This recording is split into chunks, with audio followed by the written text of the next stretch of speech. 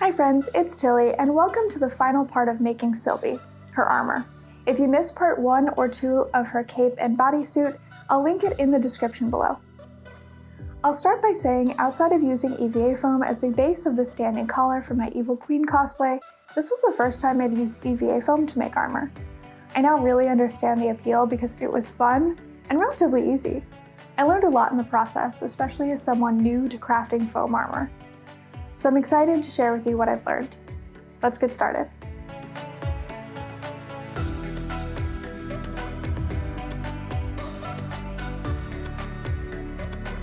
The armor is a breastplate piece of armor that has a woven design across the front with a few gold details at the neck and side. Since I made a cape for Sylvie, I decided to only make the front of the breastplate rather than both a front and the back. This is a habit from my theater days to help save money on materials and extra time. Old habits die hard, and I spent so much time on the cape, I'll probably just always be wearing it, so the straps in the back won't really be shown, but also won't really be accurate to the show. I'll put a list of materials below, and some of which have affiliate sponsors, just to give you a heads up there.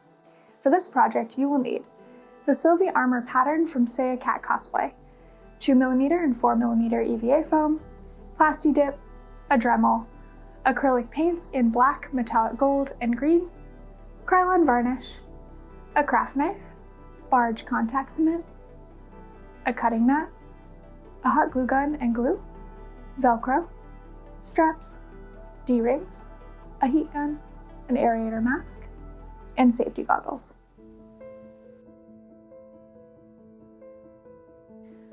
I went to Kinko's to get the pattern printed out on poster-sized paper. I was lucky enough to have the employee helping me who was experienced in armor making and foam and knew exactly what I needed to get everything printed out, including how best to use the poster-sized printer. He was a rock star, and I really appreciated it. The pattern you use may vary on your printing instructions, so make sure you read carefully. Once I got back, I cut out the pattern and started to trace it out onto the foam.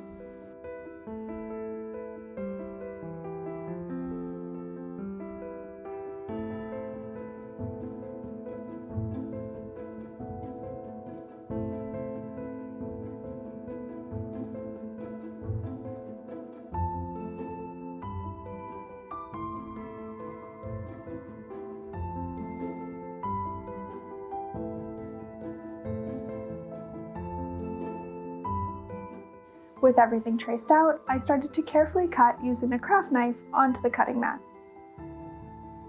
I tried to make sure that the edges were slightly angled so that you could put them together in a good way, but I'm really not sure how much that actually helped. I think it helped. With all the pieces cut out, I then put it in a bag and didn't have time to complete the armor for Halloween 2021. Yes, it took me a year to get back to this.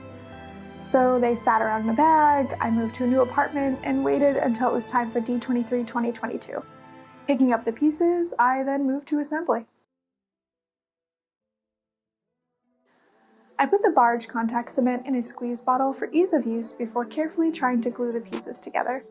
I placed a thin layer of glue on each edge before letting it get tacky and sticking them together.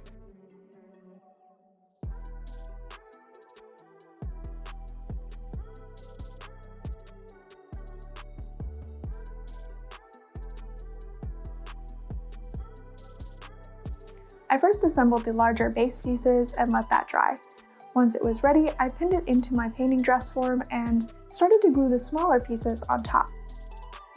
I had this large concern that the breastplate wouldn't be form-fitting if I didn't do as much as possible to put it into that shape, so every chance I got to do a step on the dress form, I did.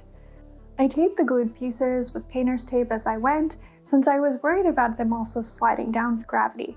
It then dried overnight. As a note, the painter's tape removal wasn't perfect and did pull up a small amount of the foam. This was later fixed though using the heat gun, so it wasn't too much of a problem. The next day I could carefully remove the tape and use the Dremel to clean up some of the edges. I use the word clean up lightly since this was my first time using a Dremel and I did not do a good job.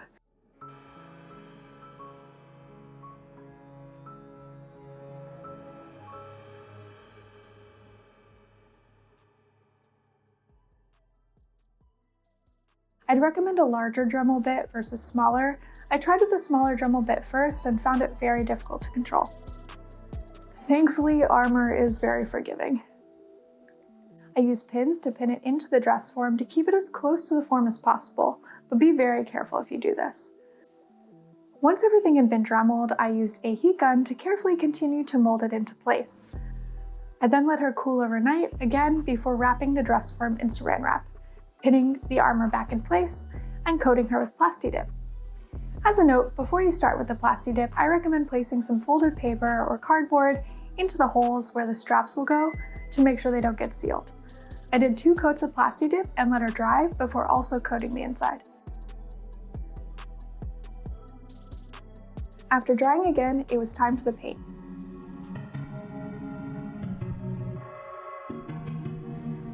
The painting was a lot of fun. I tried to do a more textured leather base with sponging that I don't really think came across, but it was a great thing to try. Despite how much painting I've done on my costumes, I'd say I'm not very knowledgeable about it.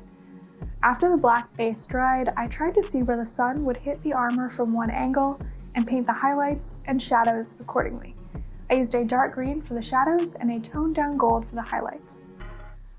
I used the metallic gold for the details at the collar, the squares on the side, and the X at the lower front. Once I was happy with the result, I then sealed it with the Krylon varnish.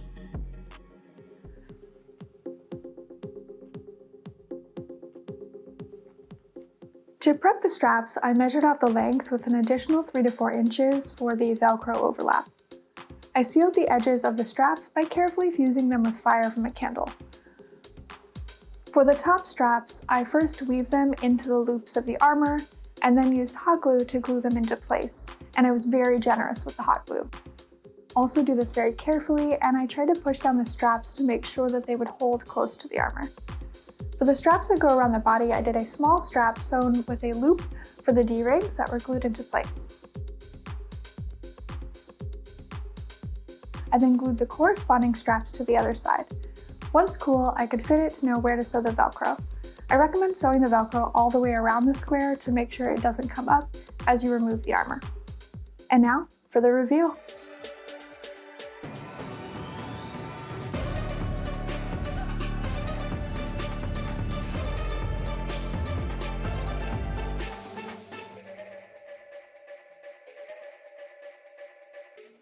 Overall, I'm extremely happy with how my first armor piece turned out. Kudos to Sayakat Cosplay for the awesome pattern. I'm really looking forward to whatever armor I make next because this was extremely fun. And there we have it. I hope you enjoyed my Sylvie cosplay tutorial. Feel free to let me know if you have any questions or comments below. For now, thank you so much for watching. Don't forget to like and subscribe. Here are my socials if you'd like to follow along, and we'll see you next time.